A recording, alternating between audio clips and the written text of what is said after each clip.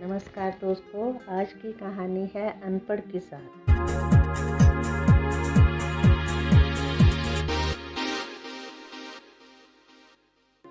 एक अनपढ़ किसान था। वह अक्सर लोगों को अखबार व किताबें पढ़ने के लिए चश्मा लगाते देखा करता था। वह सोचता, चश्मा लगाकर लोग बाग पढ़ लिख लेते हैं। अगर मेरे पास भी चश्मा होता तो मैं भी इन लोगों की तरह पढ़ लिख सकता था। मुझे भी शहर जाकर अपने लिए चश्मा खरीद लाना चाहिए। एक दिन वह शहर गया। चश्मे की एक दुकान में पहुंचकर उसने दुकानदार से कहा कि मुझे पढ़ने के लिए चश्मा चाहिए। दुकानदार ने उसे तरह तरह के चश्मे दिखाए और पढ़ने के लिए उसे एक पुस्तक भी दी।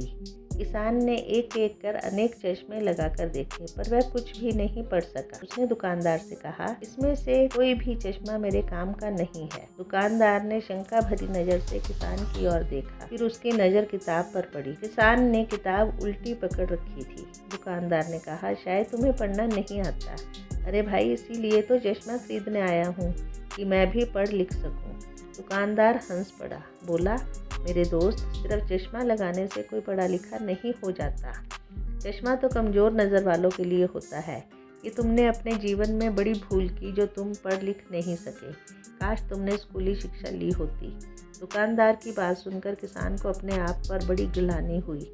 पश्चाताप भरे स्वर में उसने दुकानदार से पूछा, अब मैं क्या करूं? दुकानदार ने उसे समझाया, देखो भैया, अनपढ़ आदमी तो पशु समान होता है। अभी भी कुछ नहीं बिगड़ा। तुम प्रौढ़ शिक्षा स्कूल में दाखिला लेकर शिक्षा प्राप्त कर सकते हो, फिर बिना चश्मे के ही पढ़ लिख लोगे।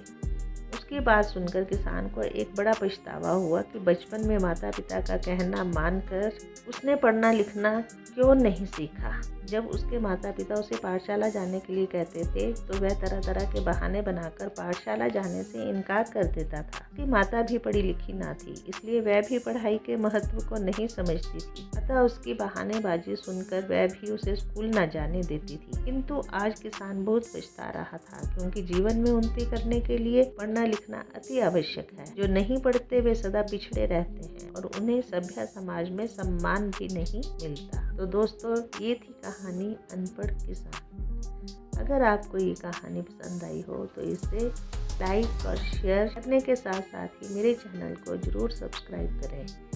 जल्द ही मिलते हैं एक नई कहानी के साथ। नमस्कार।